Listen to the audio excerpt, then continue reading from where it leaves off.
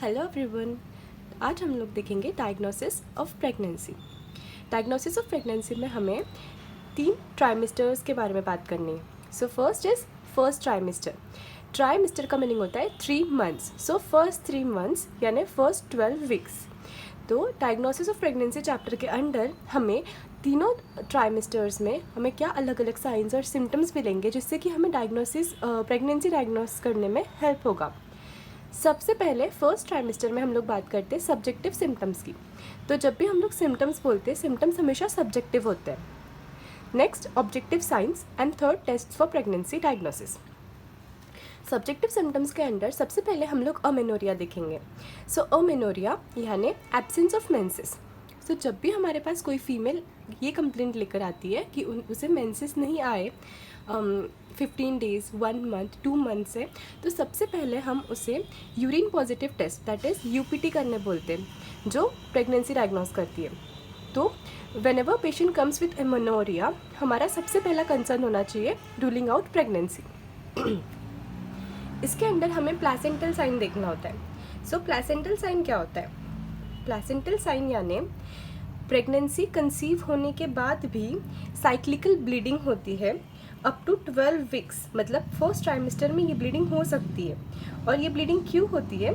क्योंकि एंडोमेट्रियम के ऊपर जो डेसिडुअल स्पेस बनती है, वहाँ पे जो डेसिडुअल लेयर्स फॉर्म होते हैं, वो सारे लेयर्स की वजह से प्रेगनेंसी कंसीव होने के बाद भी ब्लीडिंग हो सकती है। That is known as the placental sign. Now second point. So second subjective symptom जो वेरी कॉमन सिम्टम है, that is morning sickness. Morning sickness भी it rarely last beyond 3rd month. तो हमेशा फर्स्ट 3 मंथ्स में ही हमें morning sickness देखने को मिलता है। Next is frequency of micturition. So micturition की फ्रीक्वेंसी बढ़ जाती है। ये क्यों होता है? बिकॉज हमारा जो यूट्रस होता है, जैसे भी हमारा जो फीटस होता है, जो बेबी होता है, उसकी ग्रोथ होती है और उसकी साइज़ बढ़ते जाती है, वैसे ही यूट्रस का ब्लैडर के ऊपर वज़न बढ़ता है और उससे होता है कि हमारा जो मिक्चुरेशन है उसकी फ्रीक्वेंसी बढ़ जाती है। Next point is chest breast discomfort.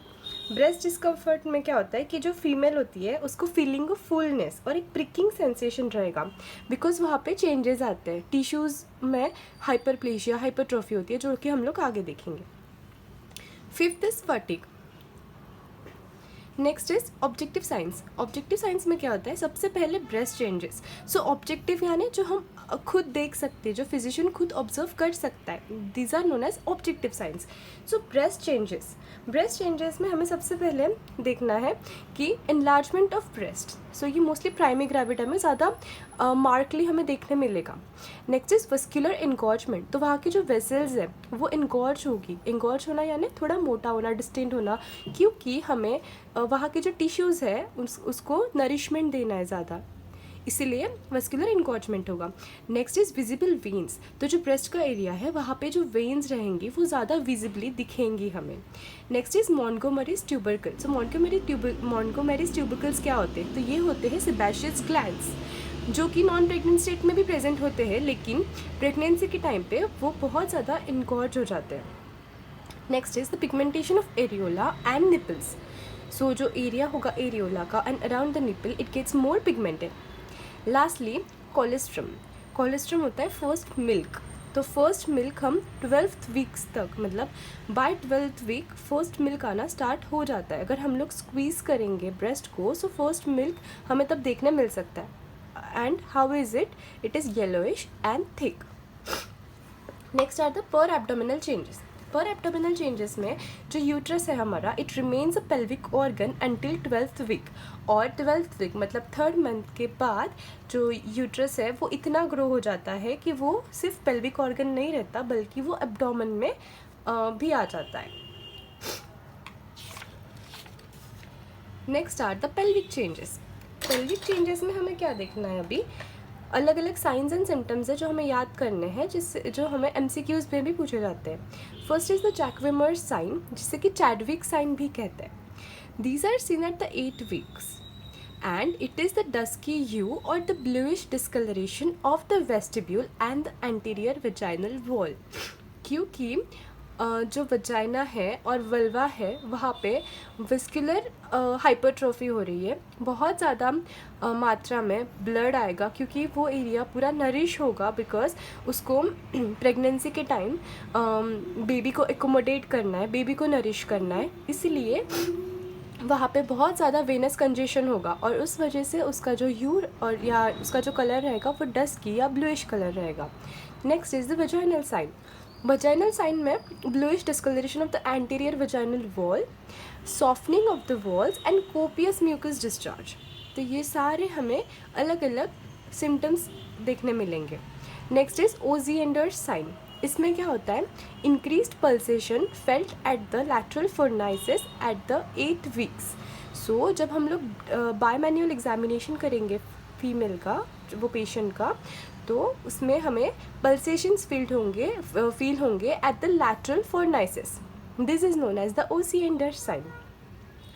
Next is Goodell's sign. Goodell's sign में क्या होता है, it is a cervical sign first of all. उसमें होता है softening of the cervix at the 6th week. तो सर्विक्स जो होता है वो पहले काफ़ी हार्ड होता है और as soon as conceive mother baby को कंसीव करती है, उसके 3rd मंथ तक उसका जो सर्विक्स होता है फीमेल का वो बहुत सॉफ्ट हो जाता है, and that is known as Goodell's sign.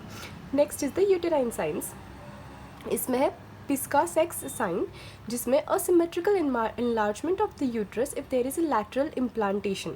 So implantation का मीनिंग होता है जो फर्टिलाइज्ड ओवम होता है वो जब यूटेरस में उसके एंटीरियर, पोस्टीरियर या लैटरल वॉल पे जाके इम्प्लांट होता है उसको बोलते हैं इम्प्लांटेशन। सो अगर वो लैटरल वॉल पे इम्प्लांट हुआ तो यूट्रस का enlargement होगा, लेकिन वो थोड़ा असिमेट्रिकल रहेगा। Next is the Hegar's sign. As the upper part of the uterus is enlarged and the lower is soft and empty, the two fingers on bimanual examination seem to oppose each other. So ये bimanual examination पर हमें जो sign मिलती है that is known as Hagar's sign. Next is Palmer's sign. इसमें क्या होता है कि regular and rhythmic uterine contractions मिलेंगे जो वापस हम जब बायोमैनुअल एग्जामिनेशन करते हैं तो हमें ये दोनों साइंस एलिसिट होती है। These are the pelvic changes. Next there are several tests. तो टेस्ट्स के सिर्फ हम लोग नाम देखते हैं। सबसे पहली है agglutination inhibition test, next is direct latex agglutination test, then ELISA यानी enzyme linked immunosorbent assay, then fluoro immuno assay FIA, RIA यानी radio immuno assay. So these are several test जिससे कि हम लोग प्रेगनेंसी को कन्फर्म कर सकते हैं।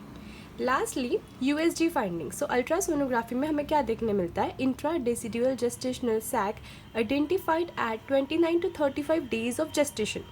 सो प्रेगनेंसी का अगर 29 और या to 35th डे में से कोई भी डे है उसमें भी अगर हम लोग USG करेंगे तो हमें उसमें जेस्टेशनल सैक देखने मिलेगी।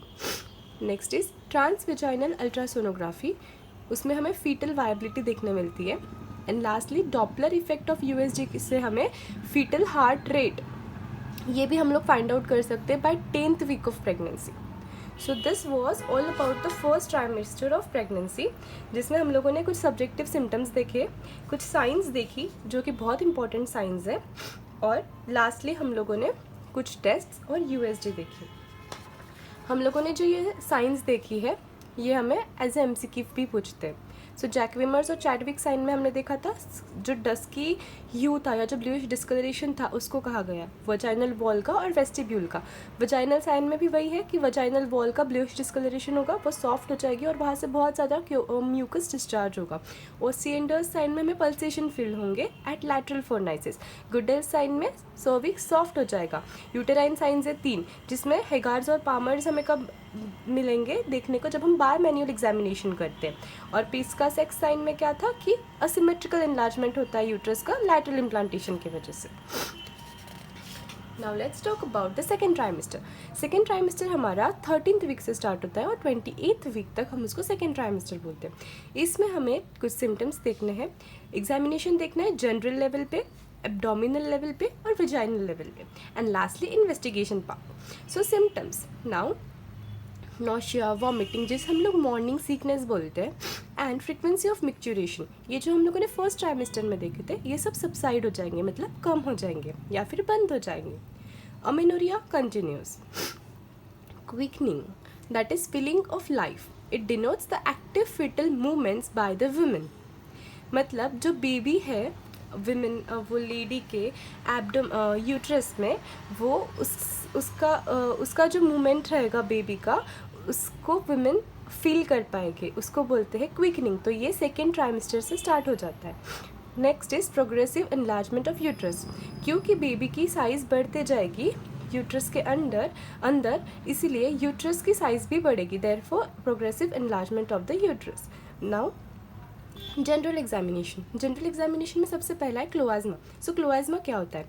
It is the pigmentation over the forehead and the cheeks of the female at about 24th week of pregnancy.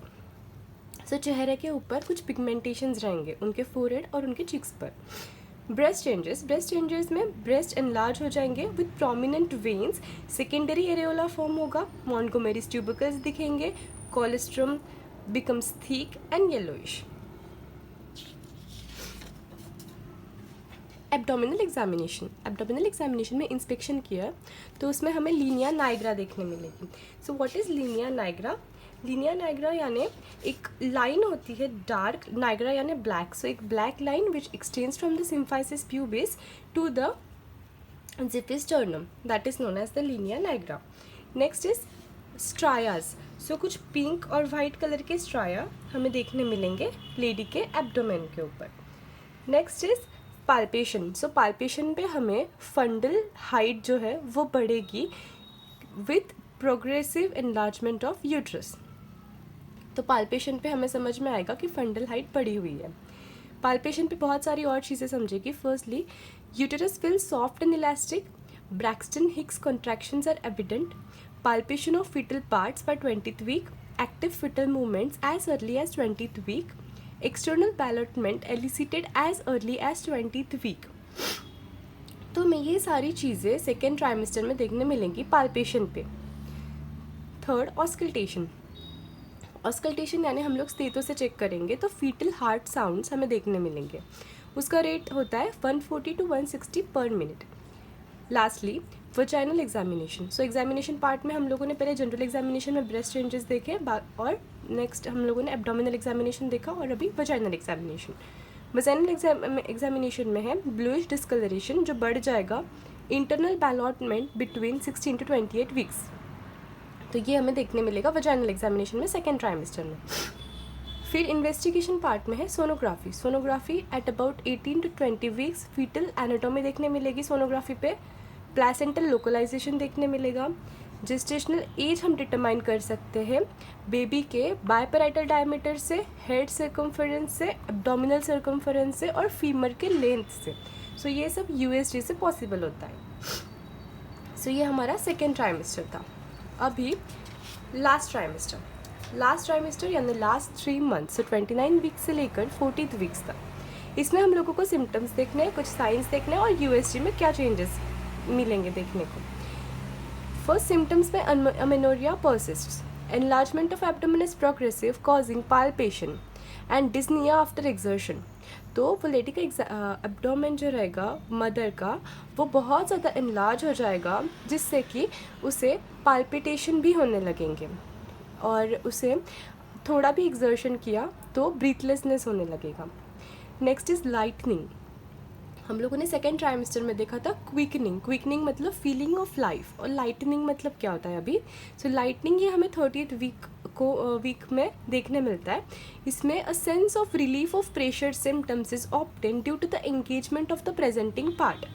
तो प्रेजेंटिंग पार्ट जो होता है बेबी का, जब वो इंगेज हो जाता है उसके बाद जो मदर को प्रेशर सिम्टम्स होते हैं वो सारे रिलीफ हो जाते हैं. उसी को हम लोग बोलते हैं lightning. Next is frequency of micturition reappears. Fetal movements are more pronounced. Signs में cutaneous changes are more prominent. जो हम लोगों ने स्किन पे चेंजेस देखे थे, जो स्ट्राया थे, pink and white lines, linea nigra था, वो सारे और ज़्यादा बढ़ जाएंगे. Uterine shape is change to spherical beyond 36th week. Uterus का शेप फिर से चेंज होगा. Fundal height, if the head is floating, it is of 32 weeks pregnancy, and if the head is engaged, it is 40th week of pregnancy. So इससे हम लोग fundal height determine कर सकते हैं. Symphysis fundal height, after 24th week जो SFH होता है, जो सिम्फाइसिस फंडल हाइट होती है, it is which is measured in centimetre. It corresponds to the number of weeks up to 36 weeks. So जितना SFH रहेगा सेंटीमीटर्स में, उतना ही उसका number of weeks of pregnancy रहेगा. और ये हम लोग 36 वीक्स तक ही कैलकुलेट कर सकते हैं, आफ्टर 24 to 36.